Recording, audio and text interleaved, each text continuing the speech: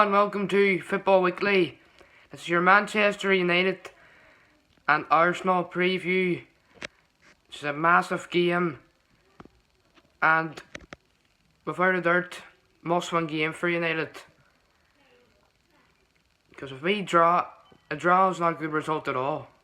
A draw is a really bad result. So that would be 2 points from 2 games, and despite playing really well against PSG and Leipzig,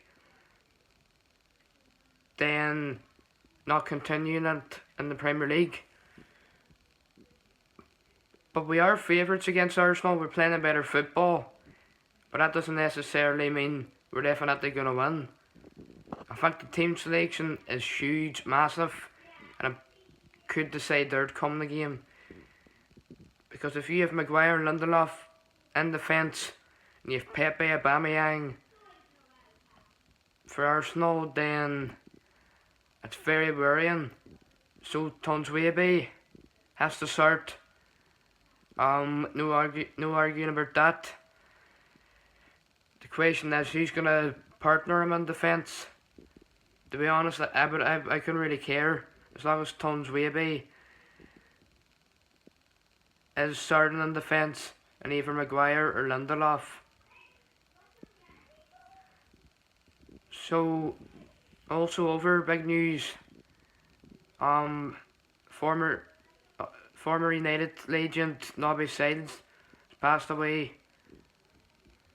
He played almost 400 games for United and was part of that 1968 European Cup win.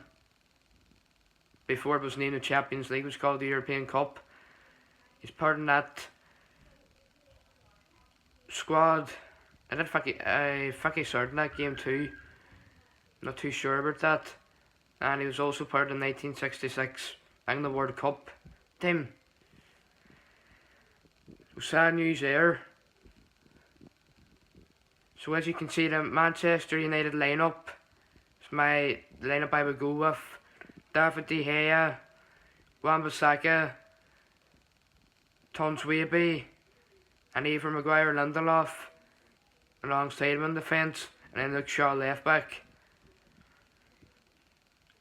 And as you can see, I've went with a diamond formation, and Wednesday night was fantastic. It worked really well. So with Matic as a holding midfielder, they protect part of the defence.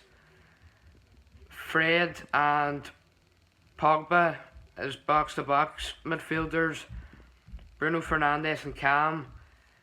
And then 2 up front, Rashford and Greenwood. So, fantastic win Wednesday night against Leipzig.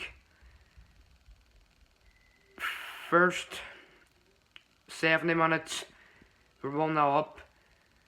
Even at that, even if we won, doesn't matter if we won 1-0, 2-1. Beating Leipzig's really good result. We were doing solid, not amazing, but solid. Then Rashford comes on. And also Bruno Fernandes, you can't forget about him. He was a huge influence in them last 20 minutes. And you can see Martial get the penalty too, because he hasn't been playing well this season so far. And he didn't play at his best that game. He missed chances, but he still looked threatening. And that goal hopefully give him a bit of confidence. And great for Rashford to get a hat-trick too, coming on. I thought Fred was absolutely fantastic again. You know what? He doesn't get the credit he deserves. And he should be one of the first names on the team sheet at the minute. Absolutely fantastic at the minute.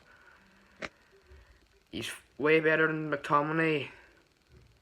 I thought Matic too, coming on the side, done well. I think so far this year, I think Matic is not a different player. I thought 2019 Matic, shocking. I was saying sell him, he's finished too slow. But you know what? Just before lockdown, he was really good. He done really well against Man City. And after lockdown, he was playing really well. So, Matic definitely is playing a lot better.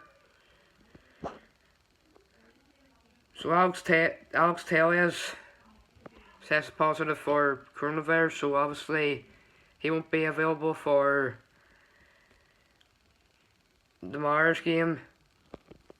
Martial is still suspended. But even when you look at that, there's two massive players missing. But as you can see the lineup there, you still got Van de Beek in the bench, Cavani in the bench. Like, you still got game changers on that bench. So it's looking a lot better than it was at the start of 2019, when even Daniel James, Pereira and Lingard were starting. So, if we can go and beat Arsenal tomorrow, if we can beat Everton next weekend, which is going to be tough too, then we're in a really good position. Despite that embarrassment against Spurs and a terrible lose against Palace, we'd be in a good position going into the international break. Because we are 6 points behind Everton, I think, with a game in hand. So if we were going to beat Arsenal tomorrow, beat Everton next weekend, then we would be 3 points behind Everton and we would have a game in hand. And we would be 3 points behind, or 6 points behind Liverpool if the game in hand, but they play Man City next Sunday. So, despite them two shocking results against Spurs and Palace, then it's actually not a bad start to the season. But we do have to win them games. We have to put pressure. We have to punish these teams that haven't started great this season, who've been dropping points. So I do really think this year, if we can go on a run, if we can go and beat Arsenal tomorrow, beat Everton next weekend, and then a few games after the international breaks, I don't think we have any of the big six sides in the next few games. In fact, after the Arsenal and Everton game, after the international break, we have West Brom, then it's Southampton, then it's West Ham. So that really should be 9 points. And we can't do that, but we could also go and get something like 2 points in them 3 games. Because last season we went on a good run, 5 or 6 runs in a row in the Premier League, and then we went to pieces at the end of the season. Then we just lapped over in the Champions League places. So we have to win our next 2 games against Everton and Arsenal. Then we have to go and win them 3 games. And then possibly we could even be top then, maybe. Well, close to top. We probably won't be top, but it could be something like 2 points behind top with a game in hand. And then we have Man City after the West Ham game. West Ham was playing quite well, to be fair. They came back from 3-0 down against Spurs for 3 each in the last 10 minutes. They beat Wolves 4-0, which was a really good result. They drew with Man City, and just about 15-20 minutes ago they were beaten 2-1 by Liverpool, which very disappointing for them. Liverpool below their best. In fact, they scored 85th minute winner and penalty too, which, no, I don't think it was a penalty, I don't think it was a penalty. But like the Fernandes one against Aston Villa last season, it wasn't a penalty. But you can say too that they probably deserve a bit of luck for VAR after the Everton game. But they're not playing great at the minute. Man City's not playing great. Chelsea may start to be kicking in the form. They won 3-0 today against Burnley. So it's open. It's wide open this year. And Liverpool play City next Sunday. So if you say if you would have been asking me, can United win the league at the start of the season, I would have laughed at these. I would have absolutely laughed at these.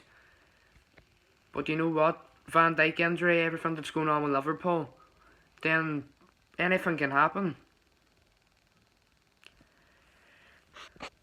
Which actually makes it a bit more annoying with Sancho. If we had signed Sancho, got a very good defender, then I think we'd have a great chance at the league this season.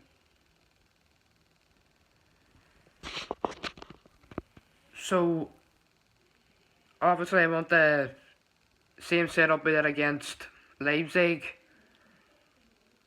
And it's between Van de Beek and Pogba. To play with Fred in that box-to-box role. Because I don't think Van de Beek played great on Wednesday night. And I'm not surprised too, because he was playing calm. Yes, he can play calm, but he's a better box-to-box midfielder. I really think he is a better at that role. So I think it's between him and Pogba for that certain position. Fred has to start manage, has to play a total midfield role. And obviously we have to start Fernandes against Arsenal. So if we play the way we did against Leipzig and PSG, we will beat Arsenal. United at their best would beat Arsenal, even Arsenal at their best. But consistency is that massive word. It's huge in football. We need to start showing it a bit more when we have to get on a run. Because we have been very inconsistent the last few years. Really inconsistent. Last season, many a times for the first 5-6 months, we were awful. I made a time when we went to beat Man City and Spurs. We then went and got beat by Watford 2-0. And we won 5 or 6 games in the trot at the end of last season. Then we dropped with Southampton. We dropped points against West Ham as well. And a bit similar the season before that, when Solskjaer went to one them, he came on as manager, won 6 or 7 games in a row in the Premier League, and then we went and got beat by Everton 4-0. Arsenal we got beat by 2-0. Huddersfield 1-0. Cardiff 2-0. We were shocked in there too. So I do think it's the best squad we've had in a long time now, and